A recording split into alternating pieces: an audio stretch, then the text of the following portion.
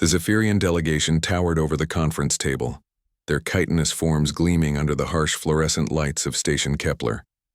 Ambassador Vextar clicked his mandibles impatiently, the sound echoing through the sterile chamber, like machine gun fire. His compound eyes fixed on the empty chair across from him.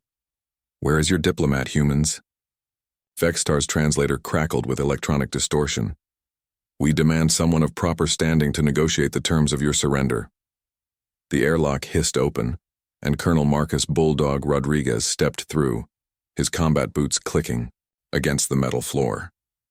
At first glance, he looked like any other human military officer. Broad shoulders, weathered face, regulation uniform with too many ribbons to count. But what caught the aliens off guard was his smile. Not the predatory grin of a warrior, but something warmer, more genuine. The kind of smile that had once convinced a scared kid from Detroit to trust his drill sergeant. "Afternoon, folks," Rodriguez said, pulling out his chair with casual ease. "I'm your diplomat for today." Vextar's antennae twitched in confusion. You are military. We can smell the pheromones of war on you. We demanded a diplomat." Rodriguez's smile widened as he settled into his seat, completely relaxed despite being outnumbered 50-1 by creatures that could slice through steel with their claws. "Well, that's the thing about us humans. We're adaptable. See, back. On Earth, I spent 23 years in the Army. Rangers, Special Forces, the works, but funny thing happened during my last deployment in Afghanistan." He reached into his jacket pocket, causing several Zephyrians to tense, but pulled out only a worn photograph. It showed him surrounded by smiling children in a dusty village, their faces bright with joy.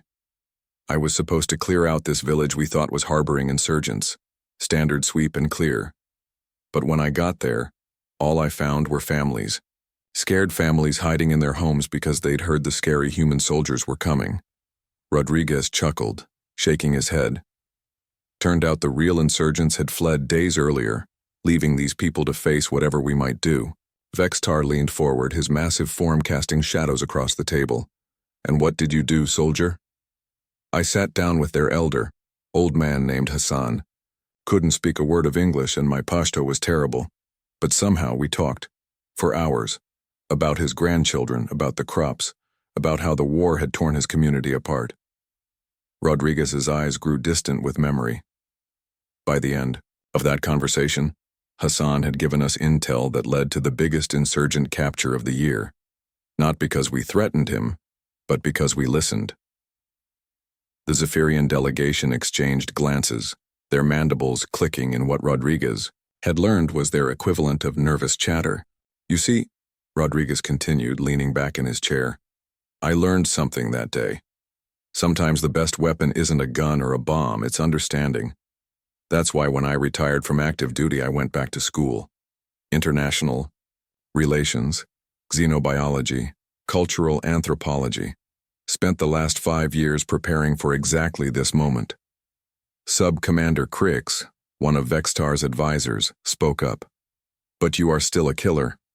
We have studied your species' military records. You have taken lives." Rodriguez nodded soberly, his smile fading for the first time. "I have. More than I care to count. And every single one of those deaths taught me something about the value of life. That's exactly why I'm the right person to be here today."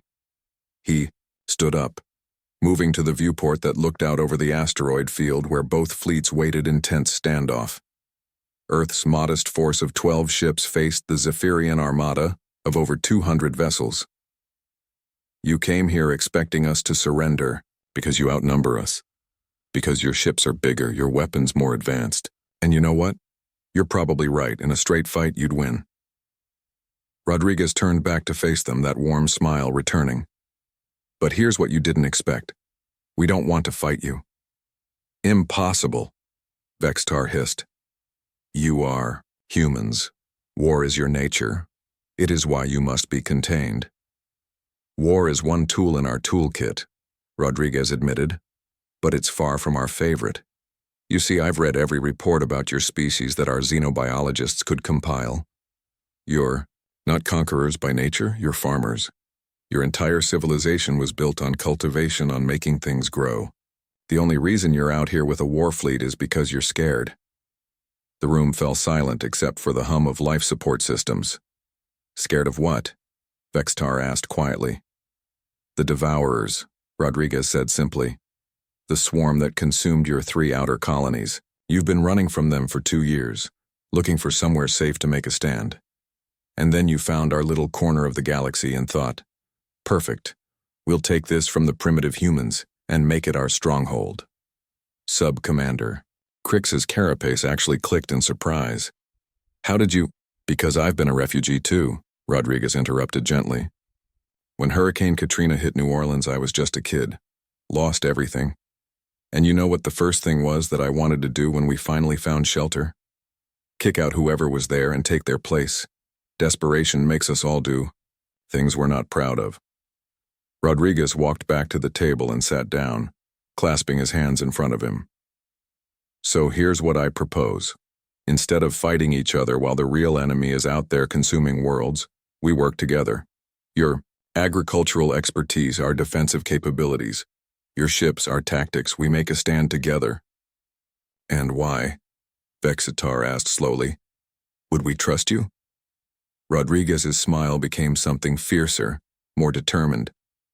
Because I'm a soldier who learned that the best victories are the ones where nobody has to die. And because whether you believe it or not, we're all on the same side in this universe. We're the ones who want to keep living in it. He extended his hand across the table. What do you say, Ambassador? Ready to teach an old soldier how to grow something instead of just protecting it? Vextar stared at the offered hand for a long moment, his compound eyes unreadable. Then slowly, he reached out with one chitinous claw and grasped Rodriguez's fingers. Perhaps, the Zephyrian said, it is time we learned from each other. Outside the viewport, both fleets began to stand down their weapons, and somewhere in the distance 2 species took their first step toward survival together, and Colonel Marcus Rodriguez kept smiling.